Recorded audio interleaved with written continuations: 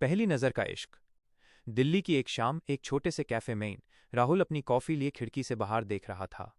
वो एक लेखक था और अपनी अगली कहानी के लिए इंस्पिरेशन ढूंढ रहा था। उसकी नज़र एक लड़की पर पड़ी जो अभी अभी कैफे में आई थी। उसने एक नीले रंग का ड्रेस पहना हुआ था और उसके चेहरे पर एक मासूम सी मुस्कान थी। उसके लंबे घने बाल उसके चेहरे पर आ रहे थे, जिसे वो बार बार हटा रही थी।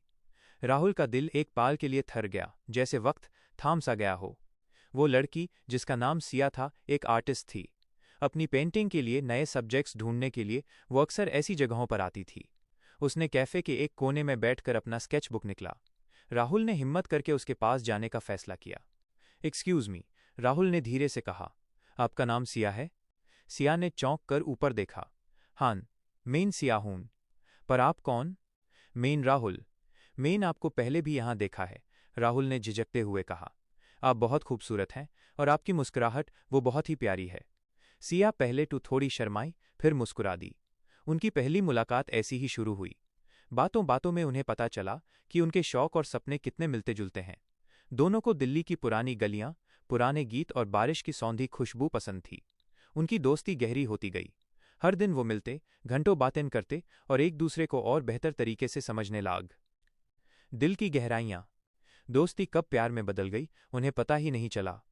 एक दिन दिल्ली की सर्दी वाली शाम में, जब वो इंडिया गेट पर घूम रहे थे, राहुल ने सिया का हाथ पकड़ लिया। सिया, उसने धीरे से कहा, मैं तुमसे बहुत प्यार करता हूं। तुम मेरी जिंदगी में आई और सब कुछ बदल गया। क्या तुम मेरा साथ दोगी? सिया की आंखों में आंसू आ गए। उसने भी राहुल का हाथ कास कर पकड़ लिया। मैं भी तुमसे प्यार करती हूं, राहुल, हमेशा। उन्होंने एक दूसरे को गेल लगाया और यूएस पाल उन्हें लगा जैसे उनका प्यार इस दुनिया से भी बड़ा है। उनका प्यार एक कहानी बनने लगा था। हर दिन वो एक दूसरे के लिए छोटी छोटी खुशियां ढूंढते थे। राहुल सिया के लिए कविताएं लिखता और सिया उसकी कहानियों के लिए खूबसूरत स्केचेस बनाती। लेकिन हर कहानी में मुश्किलें आती हैं।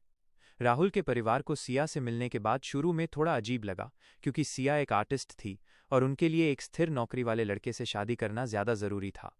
लेकिन सिया ने अपनी कला और अपने सपनों के प्रति अपने जुनून से उनका दिल जीत लिया। उसने अपने पेंटिंग्स के जरिए उन्हें दिखाया कि कला भी कितनी खूबसूरत और स्थिर हो सकती है।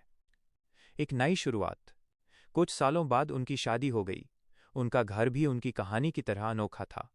राहुल के बुक शेल्व्स पर किताबें थीं और सिया के ईज़ल पर अधूरी पेंटिंग्स। उनका हर दिन प्यार, हंसी और सुकून से भरा होता था। एक बार राहुल की एक कहानी एक बेड पब्लिकेशन में छप गई और वो एक सफल लेखक बन गया। उसने अपनी किताब की शुरुआत में सिया को ही डेडिकेट किया। यह कहानी यूएस परी को समर्पित है, जिसने मेरी जिंदगी में रंग भरे, मेरी रूह को शांति दी और मुझे प्यार करना सिखाया। मेरी प्यारी सिया। सिया ने जब ये पढ़ा तो उसकी आंखों में खुशी के आंसू थे। उसने राहुल को गेल लगाया और कहा, तुम्हारा हर शब्द मेरी पेंटिंग की तरह है राहुल। यह कभी ना खत्म होने वाली कहानी है। साल बीतते गए, लेकिन उनका प्यार हमेशा जवान रहा। वो सिर्फ प्रेमी नहीं थे, बल्कि एक दूसरे के सबसे अच्छे दोस्त, गाइड और पार्टनर थे। उनकी कहानी लोगों के लिए एक मिसाल बन गई थी। यह सिर्फ दो लोगों की कहानी नहीं थी, बल्कि सपनों, विश्वास और एक दूसरे को हमेशा सपोर्ट करने की कहानी थी। उनका प्यार एक अनंत यात्रा थी, जिसमें हर मोड़ पर उन्होंने एक दूसरे का साथ दिया, और उनकी कहानी आज भी जिंदा है, हर यूएस दिल में जो प्यार पर विश्वास करता है। अगर आपको और कहानियां पढ़नी हैं तो प्लीज़ बताएं।